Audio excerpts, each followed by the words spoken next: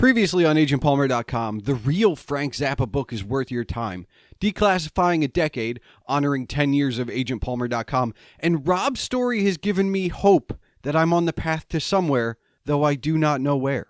This is the Palmer Files, episode 59, featuring Evelien from the Reppin Podcast, who is here to discuss her day job as a producer, where we both agree no one has any clue what a producer does, excepting that it is important and integral to many mediums, plus learning by doing, being organized, a few metaphors, and much, much more. Are you ready? Let's do the show!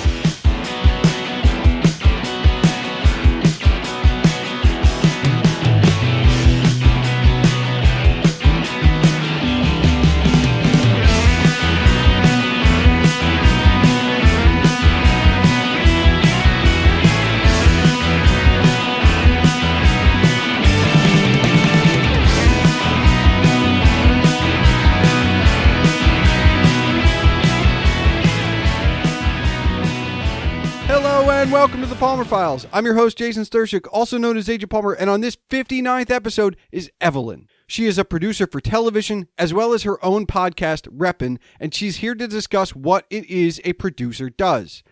As a producer for podcasts, I was interested in her career as a producer and how it's related to her podcast.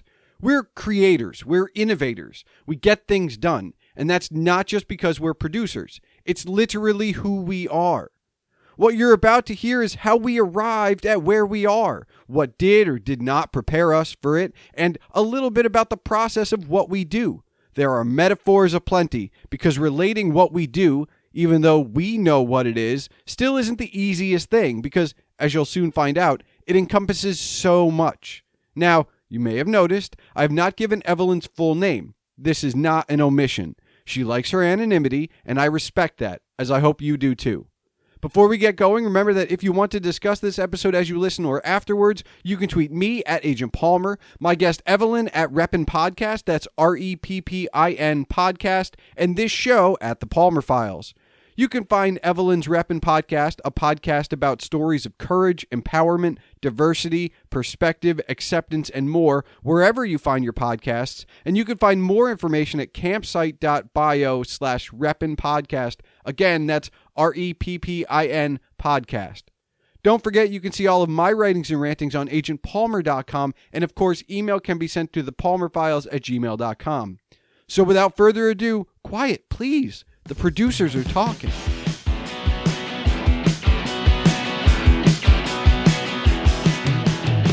Evelien, you are a producer for television and movies, and I am a producer of podcasts. And I feel like the one thing that people may not know that we have in common is that nobody has any idea what either of us do when we say we're a producer.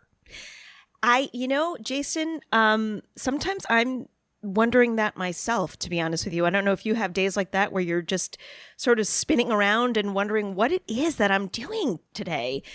But yeah, I mean, I am a producer for television shows, and, obviously producers have a lot of different responsibilities depending on what genre you are in. But so you can handle everything from money, budget, to, crew, to content. And my job usually is handling everything from content to creating what you actually see and how you see it, to working with crews, to working with talent, and putting it all together. So I'm basically, if you want to use an example, it would essentially be, I am the chef of the dish. So I pick the ingredients, I make sure it's cooked well, in which way, extra seasoning, whatever, and how it looks on the plate. That's what a producer does, essentially. So I'm sure you have similar experiences in the content world, right, Jason? Yeah, it feels like you're an intern with that gets paid, right? Because the intern gets to do everything. Right? Like the intern gets to do everything, and the producer does get to do some fun stuff, but the producer gets to do, but you're on everything. Like you're scheduling, for just the podcast side of it. Like it was like, are both hosts available? Is the guest ready? Does the Exactly. guest have the connection to call in or however they're connecting? And, did the host cover the ad or the ad read? And then, a little bit of like, did we promote this yet? Yeah. When's this coming out? Yep. You're the encyclopedia. And I know that like the behind the scenes of like everything is now for the world to see. But nobody talks to a producer. They talk to the set designer, right? They talk to the editor. They talk to the director and the actor. And I guess to me, in the simplest terms, like connecting the dots, the producer, not only is it being the chef, but you're also like the blood. Yes. Because that's a good point. You're Yes. the go-between between all these other things. Absolutely correct, Jason. I mean, your hand is in literally everything. And overall, you're the ringmaster of the circus. So, I mean, and I do mean that circus because sometimes it is a little insane. But as a producer, you are responsible literally for everything, even to handling some, colorful personalities that you might come across with talent. That's also in your court. So there isn't anything that's outside of the responsibilities of a producer. So good, bad, the ugly, it's all under the umbrella of the producer. And ultimately, that's all just the stuff behind the scenes no one's talking about. Usually because the producer's crying in the corner. That's why we're not getting interviewed. But, and also the end result of what you hear in your case, Jason, the podcast and what you see on TV and film is also the responsibility of the producer. Except, and this is the thing that I don't understand about any of it, is that, and there's plenty of sports analogies to be made by this, but like the producer very rarely gets any of the credit or any of the blame, actually, for that matter. Like the blame usually that. well, I guess within the production maybe, but I'm thinking like once something's released into the world, it's the director and the host that are on the hook, or the writer, or for the most part, yeah. Like you're bypassed for both things, despite the fact that you have the biggest hand in all of it. Yeah, I mean, I agree with that to some degree. I think my experience might be a little bit different in the sense that the producer definitely gets the brunt of a lot of it, be it good, the bad, and the ugly, like I said, and everything else. We'll have an offline conversation, Jason. Yeah. But yeah, I mean, in my experience, the producer does get a lot of the brunt should things go poorly. Okay. Be it logistics or talent or things that were missed in content, crew, if the crew is misbehaving or acting out. The producer definitely gets it. At least I've gotten that. So, and the good, we get the accolades too, I think sometimes, but I kind of go by the creed, no news is good news. Yeah. So that's when I'm sort of pleased and I know I did a good job when I get hired back. That's kind of the rule I kind of live by. So yeah, I think, the producer is, you're right. No one knows about what a producer does. I don't think my parents know what I do, and I've been doing it for a little bit. So yeah, it's a mystery because I think we do so much that it's hard to break down. Now, first of all, did you always want to be in media? I'm not even going to just say television. Did you always want to be in media? Yeah, I mean, I started, I'm an Asian American woman. My parents were immigrants. I was born in New York City. I got rid of my accent. Thank you very much. And, both culturally speaking and also, just the fear of not getting a job out of college sort of scared me to be, to try to take a more practical route. And I talk about this a lot in my podcast. I also didn't see a place for me. There weren't many Asian faces on screen, and certainly not off screen. And then you hear about all of these, scary, intimidating, daunting stories about how the business is, really hard and cutthroat and crazy. And yes, it can be that, certainly. But so I sort of pursued accounting, which is hilarious to my friends because I can't figure out a lunch check. I use an app. I'm not even kidding.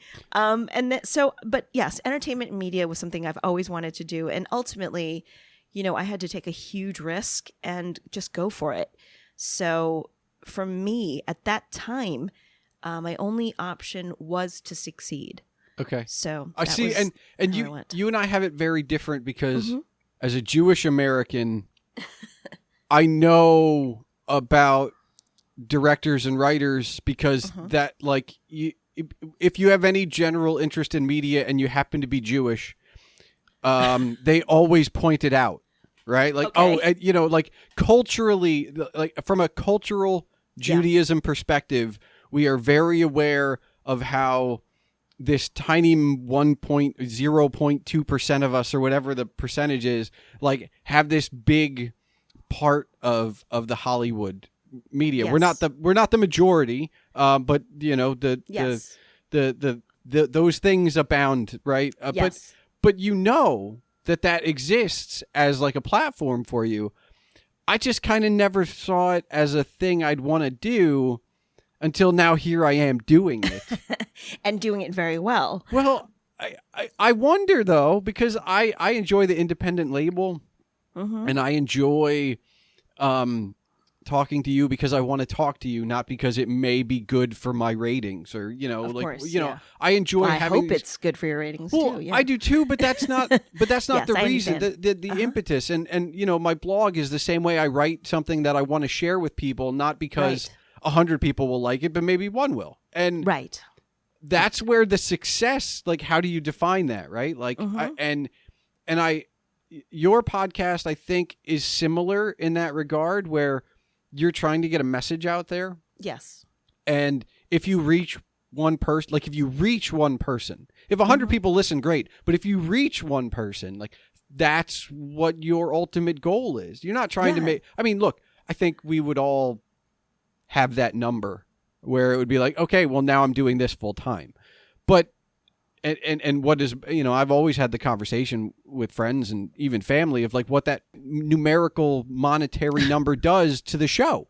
Right. Because that changes some of this. If Sure. this is what I'm doing for my livelihood, as much as I still want to talk to you, maybe I can, but now I have to balance you out with, I don't know, the biggest A-level celebrity I can get next week. Right. And then I don't want to deal with that. And one of the things that makes it interesting to me, from a producing standpoint, is I'm still so passionate about the content. Yes, I agree. That the rest is so irrelevant to me, and I think this might be a behind the scenes mentality.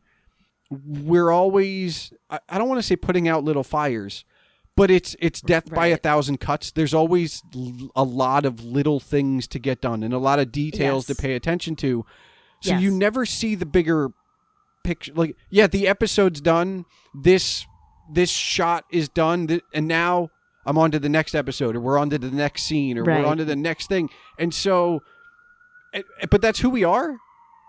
And so then all of a sudden you're like, now what? Like, I don't know. Do you take time off, or because you have the podcast now too? Yeah. So I feel like you are probably always producing something. Yes, that's true. And I don't know if you could hear the sirens of New York, ladies and gentlemen, but welcome to New York City, and know that our taxpayer money is going to good use.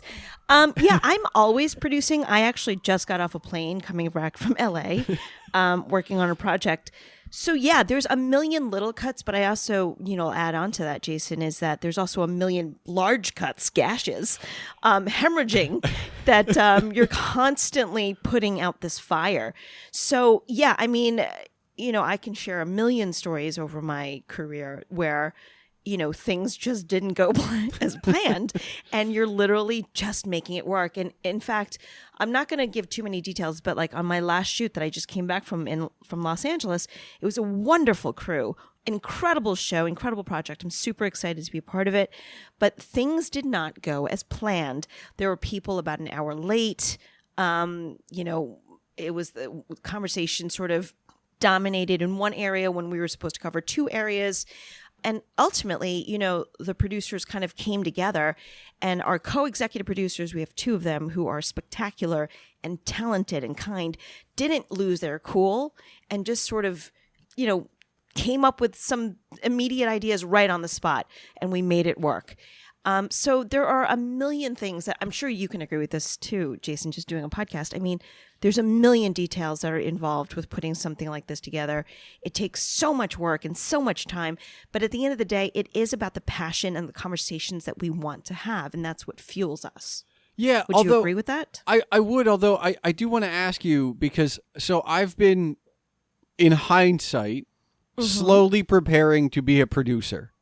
Somehow, right? Like it all makes sense. For podcasting or for television? For any, like, I feel like at this point I could take on any industry, because of just the experience and the little bits here and there of like, you have to figure out scheduling. No, you have to stay on budget. No, make sure your details. They're like all of those little things. Like I feel like you know, obviously there'd be a learning curve. Like if I jumped on the set of a major motion picture, I think, you know, culture shock one. Yeah. but I feel like all of the, I think I have the skill set and I don't know it. And only in hindsight do I figure out like, oh, this, but like you said you had no other thing to do but succeed. But like, was there something in your either upbringing or schooling or hobbies as a child that like prepared you for this, you know, frenetic, everything's all over the place, hold it together? That's a really good question. I don't know that I ever really thought of it that way. For me, I've always had a huge passion for pop culture and entertainment and media. I loved television and films. And I know everybody says that, and that's true.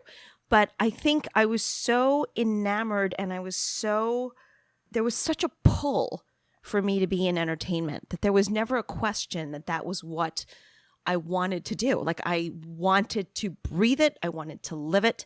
So at that point, you know, it was just, I think the fear of failure was much greater than the fear of chaos, to be honest with you. So that was sort of a huge motivating factor.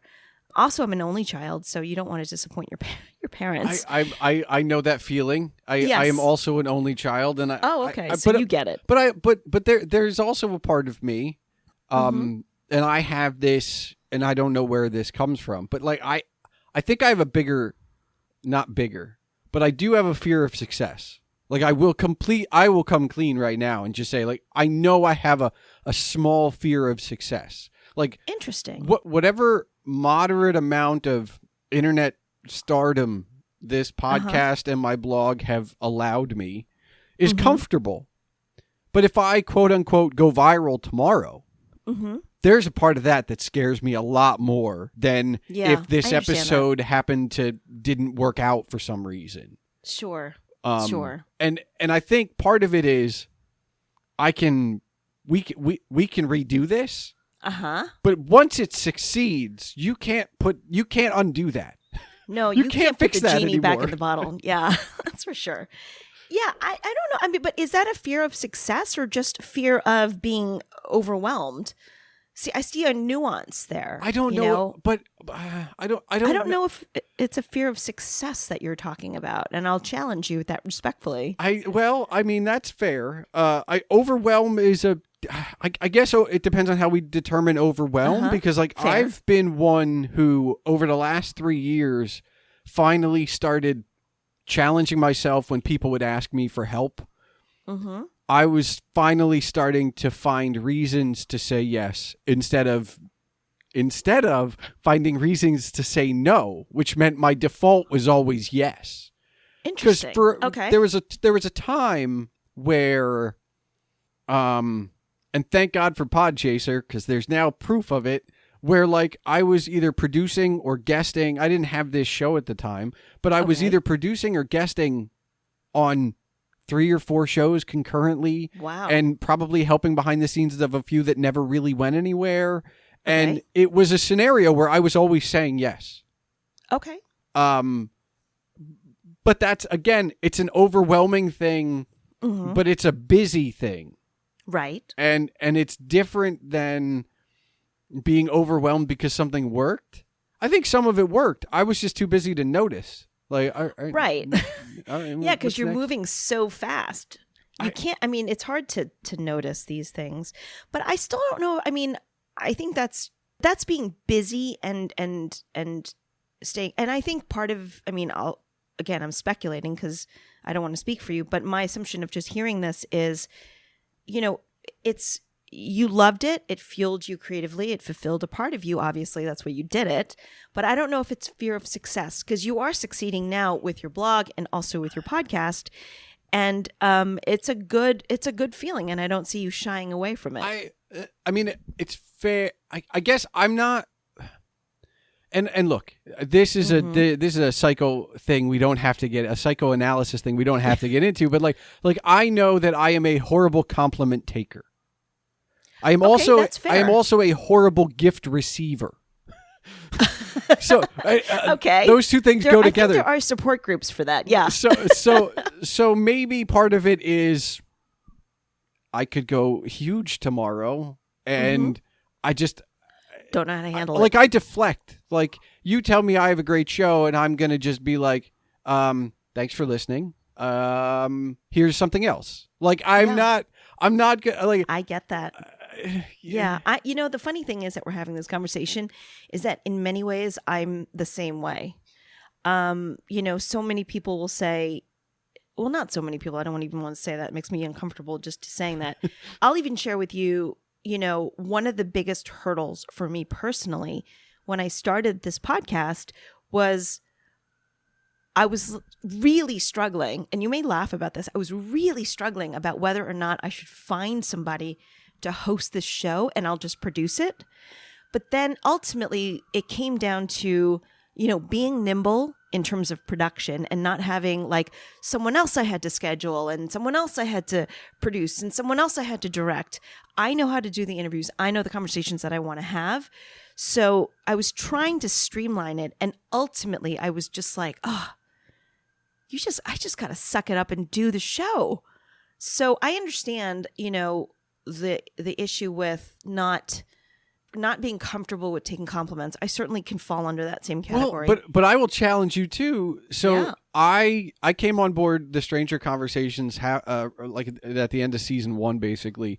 And Grant and I worked towards a season 2, and it was his mission and it was his vision, and he had done all of season 1, and I was just there to basically produce in terms of like help with the scheduling, maybe do a little editing. He wanted a second opinion, like a second set of ears when we were doing when he was helpful. Doing his live stuff. So we did a couple trial runs. Now, spoiler alert, season 2 never actually took off, but we did a couple like trial runs where it was like I was on the Skype call, but I was muted, and I had a way to contact Grant, but nobody else. So like he would talk to the so-and-so, and I'd be like, oh, by the way, you should really follow up on this. I know he went on, but just go back to this. And that was great because, I got a real taste of the live aspect of it, which is different than all the other stuff where it's like, okay, I set you up. Here's the schedule. You do it. And you're producing him live. And that was, I enjoy, like, I think I had so much fun with that. And the only reason that someone else isn't hosting this show right now is exactly, it's being realistic. Like, okay, I can set up all this stuff, but I'm adding I'm cooking with an arm behind my back if I now have to schedule another person into this. Yeah. But I feel like none of this has ever been learned. I mean, I've learned it by doing, but none of this has ever been taught. Like I didn't go to school for any of this. I didn't go to school for any of this, and I didn't. Nobody taught me time management. Look, if there was one thing I never learned in high school and college, it's time management. Like I barely learned organization by the time I got out of college. Like, so the fact that I can actually juggle these things and maintain all these things is slightly amazing to me. It's awesome. It's, it's not easy. And I mean, a lot of the things that I've learned on the job. Respectfully, I think NYU and some other colleges have been, have incredible programs, none of which I was able to get into. But, and I'm sure those film students have far exponentially more experience than I do coming out of school. But I think at the end of the day, it's all about how passionate you are, how hungry you are. Because I think those are huge motivating factors that propel you to learn, that make you want to learn, and you just consume and are like, you just consume as much as you can. So, I'll go as far as saying I was so hungry for this business that I, went to college full time. I did 10 internships by the time I graduated college. I finished college on time, and I was so voracious with like interning and freelancing while I was in school that I had no idea that I only was like on 3 hours of sleep. Until senior year, I was super burnt out and I crashed pretty hard. But, when you love this, you learn how to do it.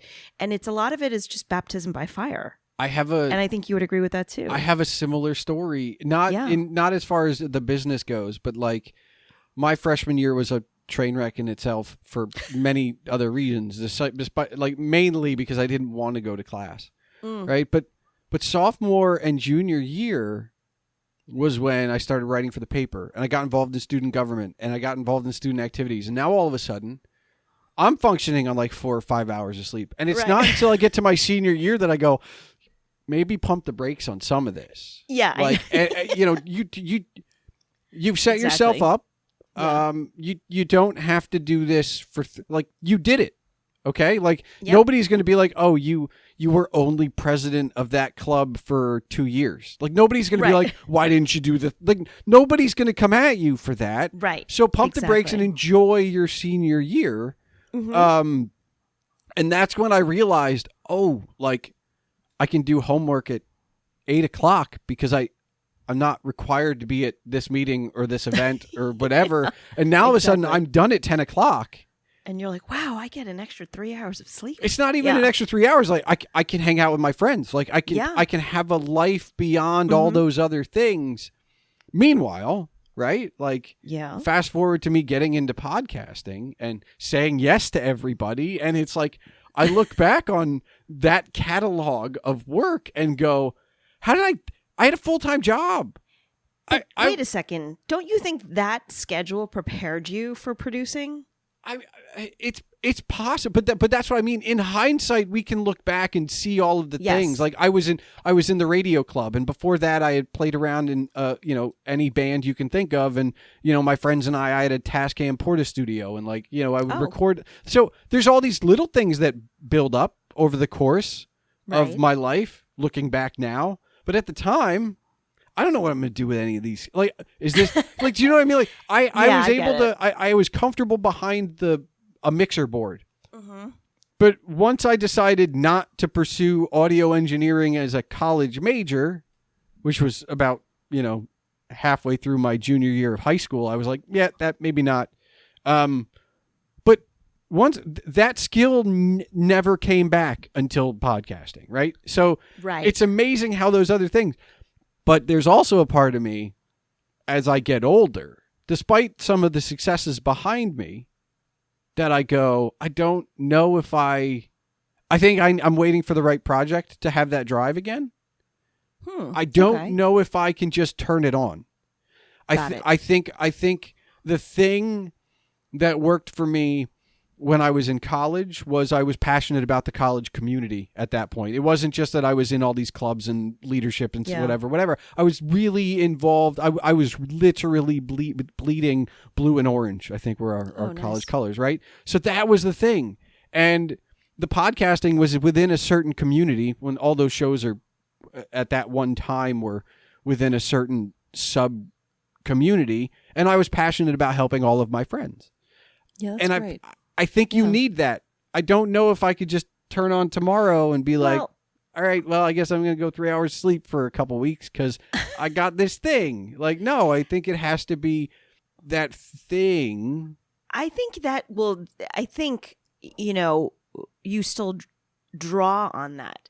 I mean, you still helped many other podcasters produce their shows. Yep. And that's also still your community, maybe in a different way, but in a different arena as well.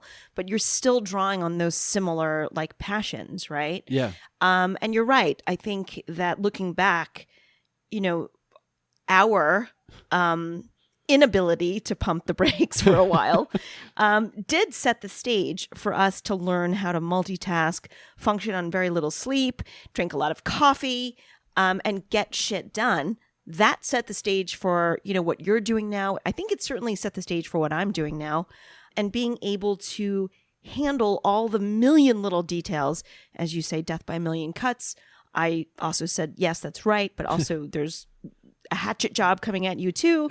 I think all of that in hindsight, now that you pointed it out, yes, you're right. It absolutely set the stage for us to do the things that we have to do. Every single day in my job, any producing, things are changing by the second. And I liken any production, even though if it's the same show, it's a different animal. It breathes differently. It moves differently. It has its own personality. And the variables always change. So anytime I walk into any production, even after doing this for over 20 something years, I don't even want to get into the numbers there, I walk in knowing that I have to react. I have to respond to how the production moves. But I can't be reactive to all the things that are exploding behind me or around me, because my job is a producer. And I'll share this because this is a piece of advice that I got from another producer when I worked on, he was a major producer for many of the award shows, TV shows. And he I was talking to him on set, and he very matter of fact, and there was a lot of drama, a lot of chaos happening on this show. And he very matter-of-factly said, my job as a producer is to manage the drama, not to feed into it. And I was like, whoa, that's kind of huge. He's not going to feed into all of the explosions. His job is to manage it. So I always think of it like the Hurt Locker. You know what I mean? Shit is just blowing up everywhere around you, and you cannot feed into that. Your job is to calmly walk into that landmine and figure out how to defuse those bombs. And if it's going up your butt, you got to just deal with it with grace and integrity and make sure everyone else gets out safely. And that's my job as a producer. So you're 100% right, Jason. Back in the day, I think college definitely prepared both of us to be shot out of a cannon, essentially. Now, I did want to ask you one thing about the industry, because there's always one thing that astounds me about Hollywood and media is that you're always job to job.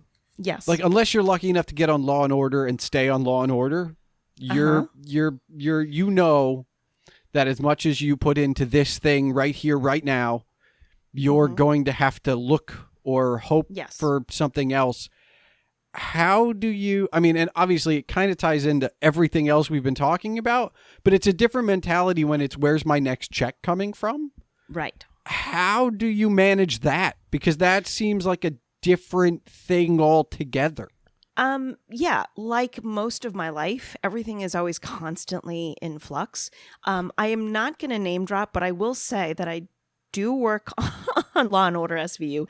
And I will tell you, and I will only say this because it is truly one of the best shows in terms of cast and crew to work on. They are the greatest group of people, the hardest working group of people, and the kindest group of people. And that will be the only time that I will ever mention a name that I worked with, only because they are just fantastic groups of people. And I love that set. Look, even with a show like Law and Order, the crew behind the scenes does change. Okay. So it's not yes, there's a lot of people that are there very, very long term. There are a lot of people there. There might be a handful that have been there since day one. And I'm talking about behind the scenes. I'm not necessarily talking about on air, on screen. Yeah. But when you get into the entertainment industry, you're walking in knowing that you're walking into an industry that is fluid. It's constantly changing. It can be volatile. It's like riding a bucking bull.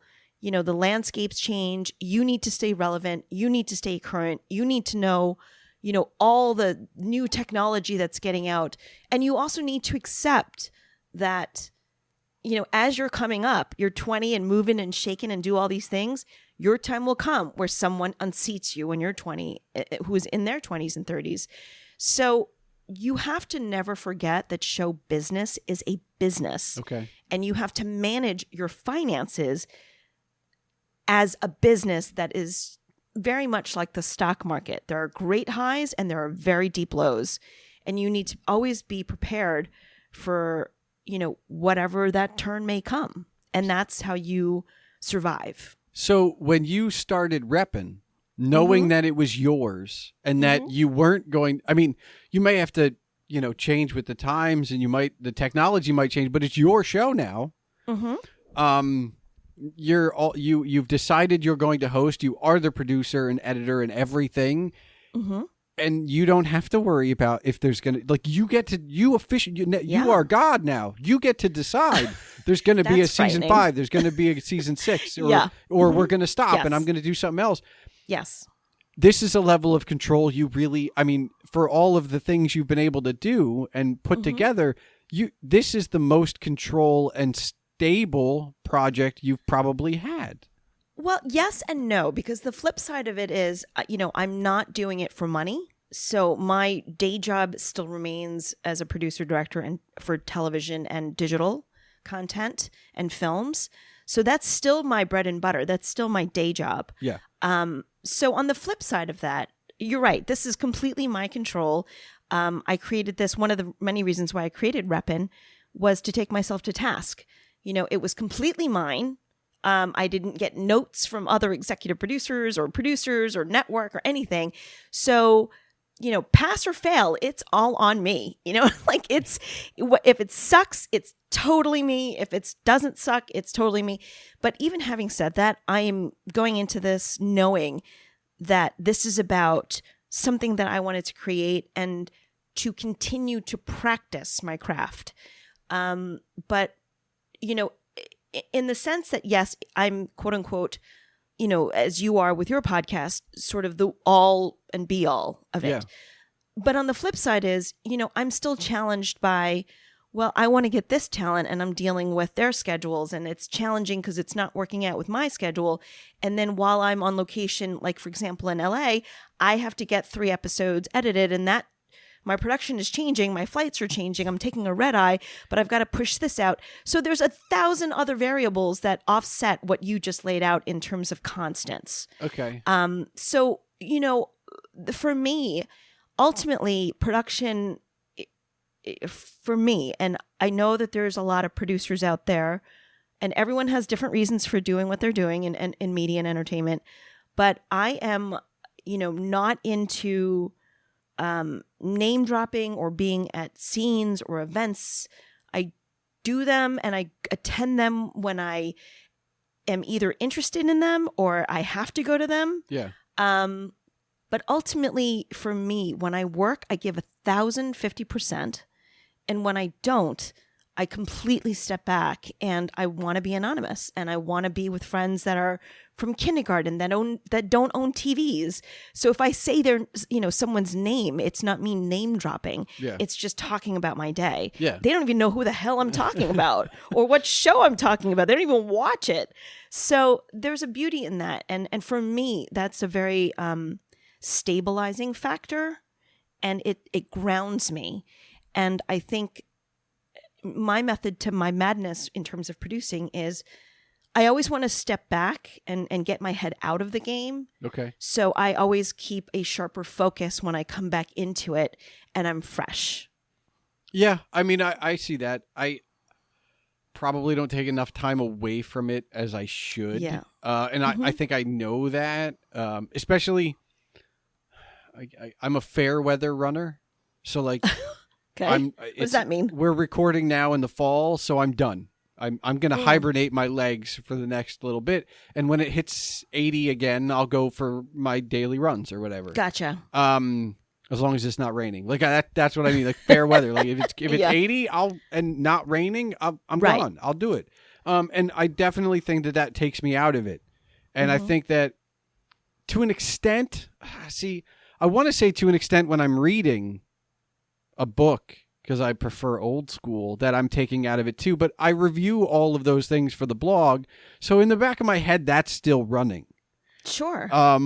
Absolutely, it is. I think maybe when I'm consuming other podcasts or watching sports, maybe the only 2 times I really am out of it.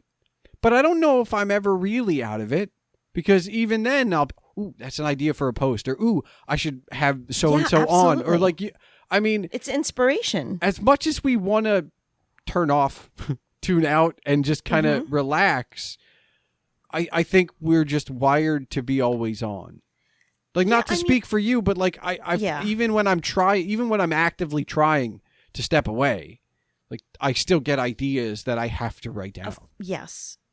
I think creatures like you and I, creative creatures like you and I, Jason, it's in our DNA. We are struck by inspiration. We are struck by things that we want to write and we want to create.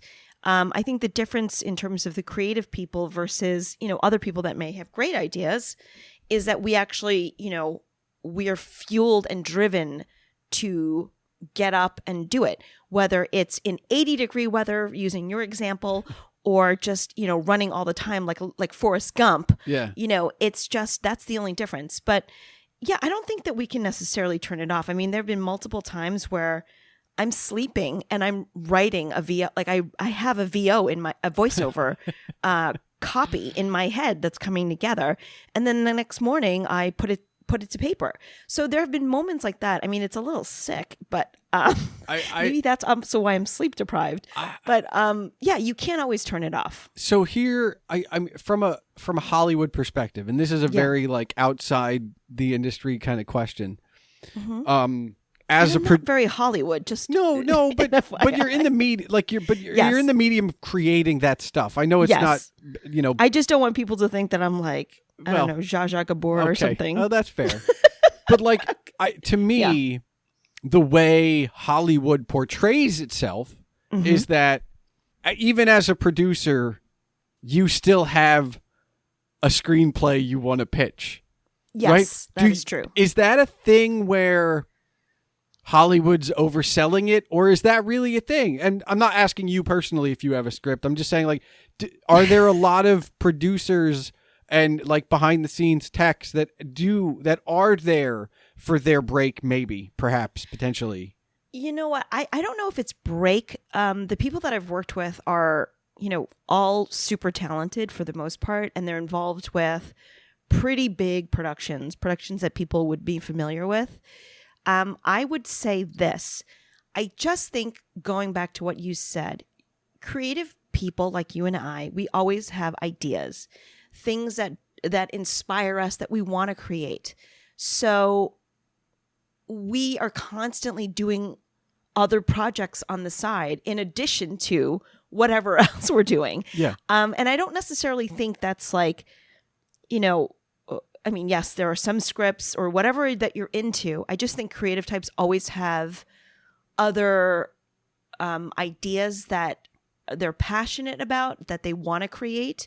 So they're always doing extra on the side in addition to whatever else they're doing in front of them. And I certainly fall into that category. So I don't think that I'm ever just producing one thing, really. I don't know that I've ever really been bored. I don't know what that feels like. I can tell you that I have been bored before. And okay. To me, it's a lot like depression. It that doesn't feel right. Like there are days when I'm not motivated, and that's something different. But if I'm bored, I'm probably sad because I feel like I always need to be doing something. I think I've told the story on the podcast, but I don't know when, so we're going to go again. But basically, at a certain point, after I started the blog, so the blog turns 10, but I think I was 2 years into the blog, a year and a half in the blog, 2 years in the blog, 3 maybe, and I had moved house, basically. Okay. And over the process of that, I settled on the house, and I have an apartment and a house. And I basically stopped writing for like a summer because it was like, go to work, leave work, go to the house, paint house, do, fix something, whatever, then drive to the apartment, do it over again. So when I finally moved in, it's like the end of October, I went, okay. All right. Now I'm getting back to the blog. I've written like 2 posts that kind of just came to me, over the course of the last little bit. And I was like, all right, I'm going to do the year of content. And I'm not only going to write my weekly post, I'm 2 posts a week for a rolling year starting in November. Monday and Thursday, we're going to do this. Now, the overachiever I am, of course, I didn't write 104 blog posts. Would you write like 200? No, it wasn't 200. It was more like 150. Like, okay. It was more like That's 2.5, right? Okay, 2.5. Yeah. But what happened was I had gotten to a point where I was writing ahead. And this right. and so I was prepared so I could do a little longer piece because I wrote these other ones I already done. And I was like, all right, well, it's October. I'm done. The end of October, I'm done. So in November, I can go back to 4. Like this is, my rolling year is over. And I've got 2 of them done. So this next week, I even took it off of my regular job. I'm like, I'm done. Like I'm taking a week. I'm going to do nothing. Right. I lasted 36 hours before I was like, I can't watch. Like I'm bored. I played like video games for half of the first day. I watched TV for half of the first day. The second day I like watched 2 movies. And by the time I was done with the second movie, I was like, I have to do something. Yeah. Well, you're conditioned like an athlete at that point, aren't you? Well, ironically, it took me a few more months to get back to a once a week. Because I was just writing so much now, and maybe it's because I'm overlapping with the podcast and the blog, despite the fact that I made a conscientious effort that like this podcast was going to be every 2 weeks so the blog could maintain once a week. Right. I'm still ahead of the game, but now I've learned like one of the problems I had during that year of content was I was so excited for it. I couldn't wait. And now, even if it's a great post, it can wait until it's time, until it's ready. So I have these discipline. I have these pockets where like, oh, okay, well, I'm good for the rest of the year, or like I'm good for the next 3 months. But and it allows me to deal with writer's block without having a panic of like, oh no. Right. And I always try and have like a pocket episode or a solo episode just in case something happens. Yeah. But that week was an eye opener. Because I really, I went into that 1 week going like, I'm going to rest. Like this is going to be my time to relax. And I'm not saying. So what did you learn about yourself in that week, and what kind of adjustments did you make? You know what? I don't think I made many adjustments other than the fact that like after like 2 days, I was like, I have to do something. Right. And I didn't pressure it. I mean, because one of the things that I learned during that year, similar to the college thing, is like if you push yourself hard enough, you can keep going. But stopping is really hard. I think part of it was that week was just mistimed. I think part of it was, like I was running and then I decided to stop. Not slow down. Yeah. I decided to stop. And I think that's what I learned is like, oh, okay. Like maybe I should have waited until the end of the year. Try and pace back in November, pace back in December. And then in January, like build up a cache and then take my week. Like a nest. Yeah. Yeah. But I decided to just be like, well, I finished those 12 months. Let's stop now. Right. But Jason, now, how to pace yourself, right? So isn't this such a great journey in terms of learning and growing and, making sure that you become a better producer? Look, again, I'm doing this and I always approach this as a learning experience. This is something that I want to continue to get better at. I think that's the key that I've learned over the last...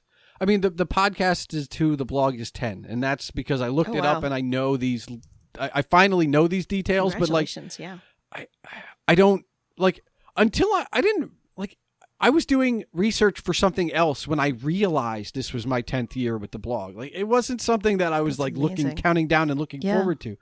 But one of the things I have realized is I am always on but that doesn't mean I'm always productive. Okay. So if that's I fair. can strike while the iron's hot and really get it going, that's great. But I've also learned that I'm not the same. Nobody has to that's listening to this, but go read my first 3 blog posts. Like, I don't hide them. Growing. They're there. That's a good. That's a beautiful thing. But that's what I've learned. I've learned that I do need to take stock and learn things and change things. And I mean, the thing I have, and I'm going to wager you have it too with Reppin at least, is we are solo endeavors, but we have like a support system of like friends or people we bounce ideas off of. So it's not true. Like it is really a solo effort, but it's a solo effort with a slight like community hug. But I have a friend who's my editor, which is why last year I read a lot of books, a ton of books, and I would do like 4 book reviews in a row. So wow. He was like, all right, well, for 2021, every other post has to not be a book review. Oh, nice. So that's been a challenge thing for me because my blog tagline has always been of all things geek, which means I got away from the movies and the television and the music and the sports aspect of what I was always writing about before and just doing books. Now, obviously the books are about something, but that's, I'm supposed to be about all mediums. And I had gotten away from that. And now this year I've started to get back to it. But it's like, some posts are longer, some posts are shorter. I've evolved to realize that every post of mine is a story and I'm not going to force it. If I get the story done in 300 words, I get the story done in 300 words. If it takes me 1,500, it takes me 1,500. Like I just have to get it out and that's it. That's great. If this podcast takes, the podcast is slightly different because I do like try and make sure that no episode will ever be over 90 minutes. Right. But if we get our conversation done in 45, we get our conversation done in 45. And if it takes 75 minutes, it takes 75 minutes, right? Like let it out, but don't force it. I think the one thing I've learned is be fluid. Don't be afraid to change, but don't force it. Like, there are going to be plenty of times and scenarios where you don't have a choice. Yep. And right now I can control those things. Yeah.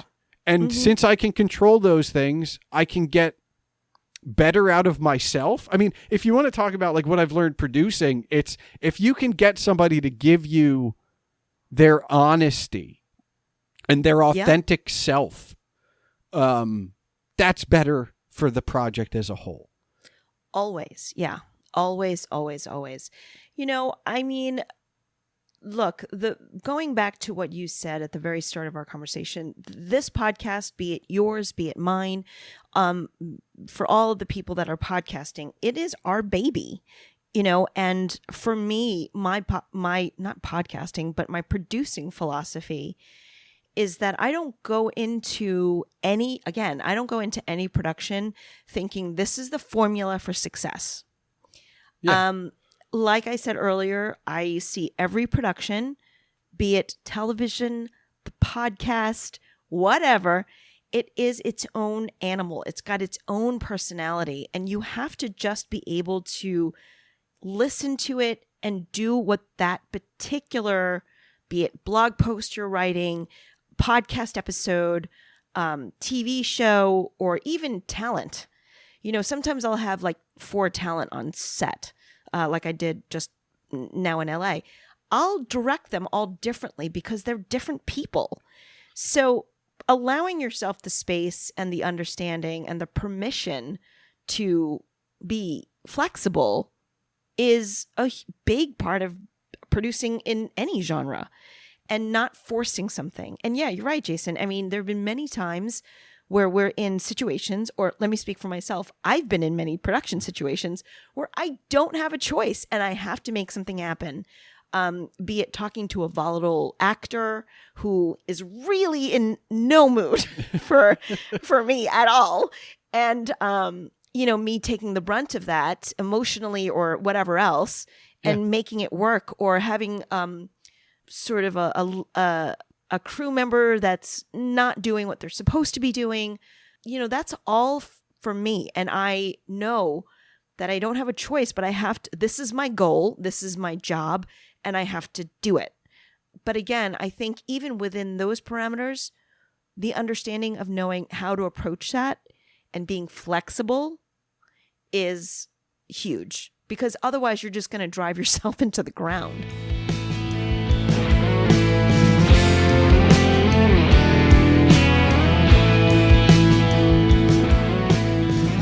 A fun fact about this episode is that my story of being bored and depressed and telling some tales from my days producing the Stranger Conversations is that during my first ever podcast appearance, which was on the Stranger Conversations podcast, I did state that my greatest fear was boredom. It was then collected with other guest answers and put into an anthology episode full of all the guests' greatest fears, and I did take a bit of heat for such a simple answer, but many years removed, it still holds true. Now, the rest of the conversation that you just heard is a great example of why I enjoy production so much. It isn't just one thing. You do have to go with the project because they are all unique. Nothing is universal. Skills and practices might be transferable, but rarely will something that holds true for one project be 100% true for another. Everything is different, from episode to episode, show to show, project to project, medium to medium. I could go on, but I won't. The point is, are you being flexible? Are you preparing yourself for something with the mindset that when it comes time, you can adapt? Because adaptability is necessary. It's not suggested, it's required. Because if there is one constant, it's change. Can you be ready? Will you be ready? Are you ready? Think about that. Thanks for listening to the Palmer Files, episode 59. As a reminder, all links are available in the show notes, and now for the official business. The Palmer Files releases every 2 weeks on Tuesdays. If you're still listening, I encourage you to join the discussion. You can tweet me at Agent Palmer, my guest Evelien at Reppin Podcast, that's Reppin Podcast, and this show at the Palmer Files. You can find Evelien's Reppin Podcast, a podcast about stories of courage, empowerment, diversity, perspective, acceptance, and more, wherever you find your podcasts. And you can find more information at campsite.bio/Reppin Podcast. Again, that's Reppin Podcast. Email can be sent to this show at thepalmerfiles@gmail.com. And remember, your home for all things Agent Palmer is agentpalmer.com.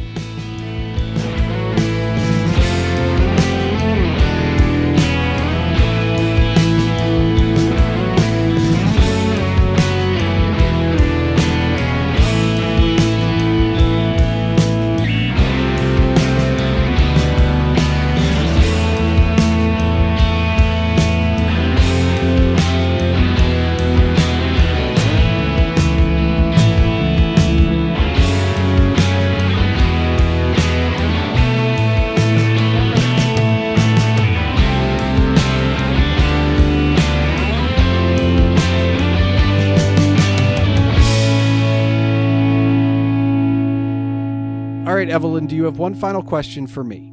Yes. Jason, what is the one conversation and topic that you find most challenging to have, but would like to have, and with who?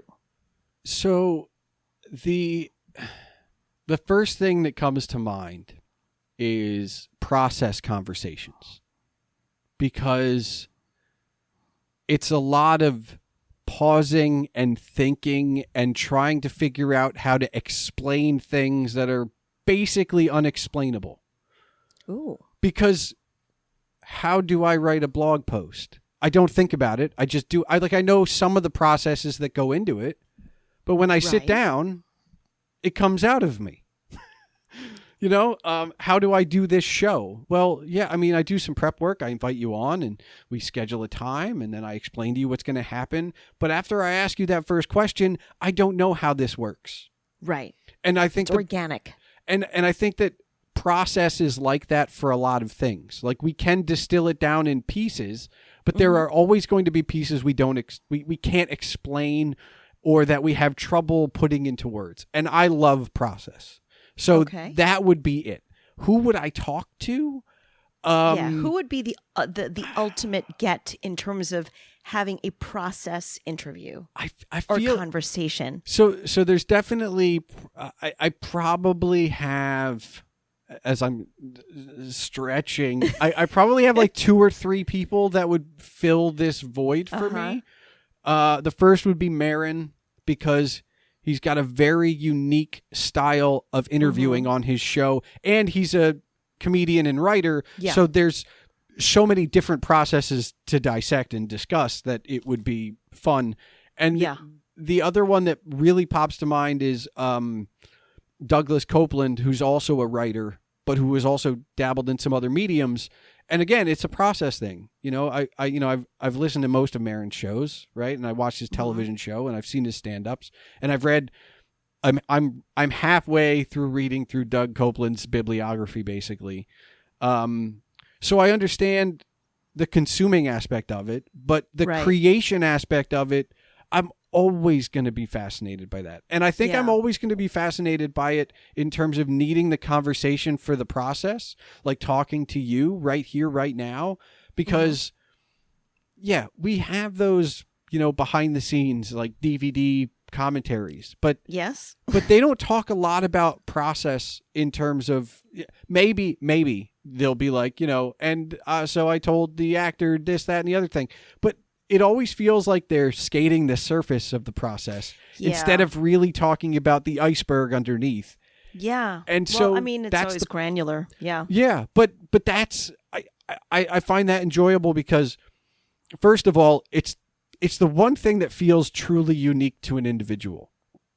We all have Twitters, right? We all have, a this, that, and the other thing. But your process is like your DNA. That's true. It might be similar, but it will not be the same. And in that regard, it's a hard thing to have because, again, I sit down and I write.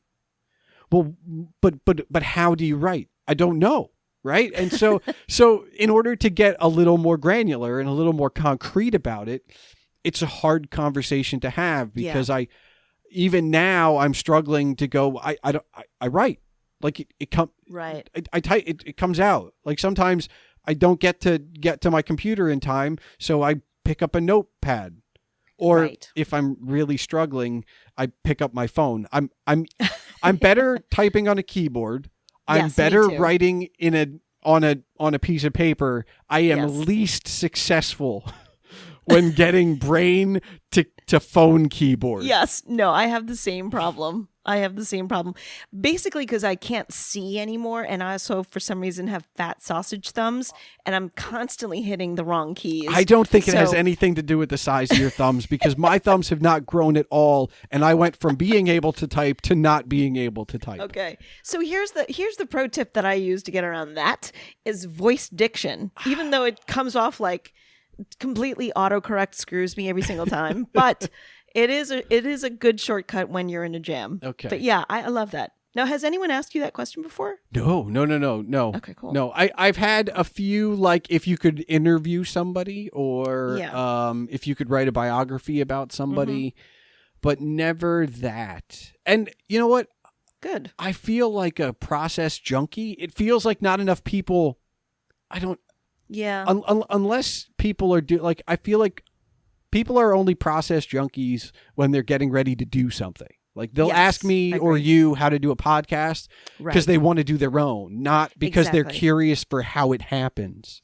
Agreed. I don't care. Like I will ask you for as many times as you will say yes, how you do that, because I'm just interested, because maybe I can take one piece of that and apply it to something else.